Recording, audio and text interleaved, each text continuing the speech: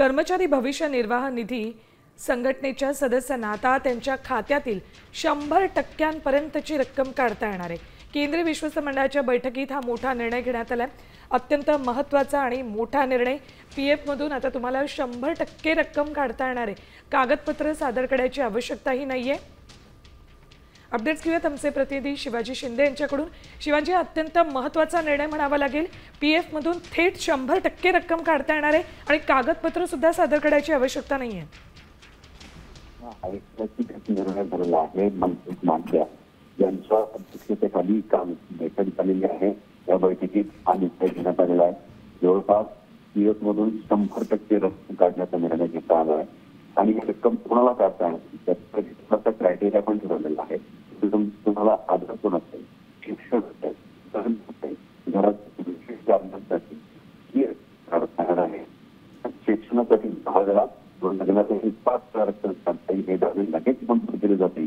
80 पैसे काढण्यासाठी आता सेवा कालावधी 12 महिने केला। एकूणच असं म्हणावं लागेल हा ऐतिहासिक निर्णय सरकारने घेतला। आपण कालपर्यंत बघत होतो की पीएफची रक्कम थोडी काढता येत होती, परंतु आता 100% रक्कम ही काढण्याची मुभा ही सगळ्या एम्प्लॉईला किंवा कामगारांना मिळाली। ठीक ठीक, धन्यवाद शिवाजी संपूर्ण माहितीसाठी। तर पीएफ धारकांसाठी ही खुशखबर आहे। आजच्या दिवसाची सुरुवात इतक्या चांगल्या बातमीनं 100% रक्कम आता पीएफ मधून काढता येणार आहे। महत्त्वाचे मुद्दे बघूया या संदर्भातले आपण। पीएफ विशेष परिस्थितीत रक्कम काढताना कारण सांगण्याची अट रद्द केली आहे। पूर्वीचे 13 गुंतागुंतीचे नियम सुलभ करून 3 श्रेणीत विभागणी केली आहे।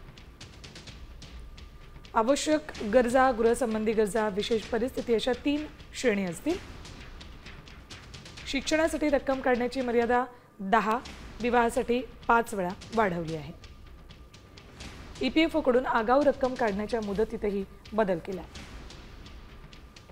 आता isakal.com आहे देशातील नंबर 1 ची मराठी न्यूज वेबसाईट। प्रत्येक अपडेटसाठी isakal.com ला नक्की भेट द्या।